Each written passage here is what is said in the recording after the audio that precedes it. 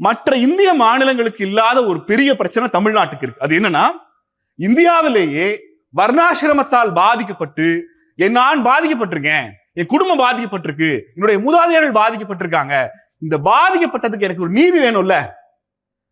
நீ படிச்சல்ல, நீ டாக்டர் ஆனல்ல, நீ இன்ஜினியர் ஆனல்ல, நீ அப்ராடு போனல்ல, நான் போலல்ல, என் அப்பா போலல்ல, நான் போலல்ல. என்னுடைய தலைமுறை பாதிக்கப்பட்டதற்கு, இந்த சாதியால் பாதிக்கப்பட்டதற்கு எனக்கு ஒரு நீதி வேணும். நான் அந்த நீதி என்ன கேட்கிறேன், அரசியல் கட்சிகள்கிட்ட கேட்கிறேன். அந்த அரசியல் கட்சிகள் என்ன சொல்றாங்க, சாதியெல்லாம் ஒழிக்க முடியாதுப்பா, ஆனா தீண்டாமையா ஒழிச்சிடலாம். உன் பக்கத்துல சேர போட்டு யார் வேணா உட்கார்ந்துடலாம். நீ ஸ்கூலுக்கு போறியா, அங்க உனக்கு ஒரு இடம் இருக்கும். நீ காலேஜுக்கு போறியா, அங்க உனக்கு இடம் இருக்கு.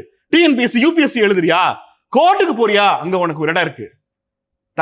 தலைமுறையாக ஜாதி காரணமாக ஒடுக்கப்பட்ட பாதிக்கப்பட்ட எனக்கு நீதிங்கிறதா முக்கியம். இவங்க சொல்ற ஜாதியை ஒழிக்கிறது எனக்கு முக்கியம் இல்ல.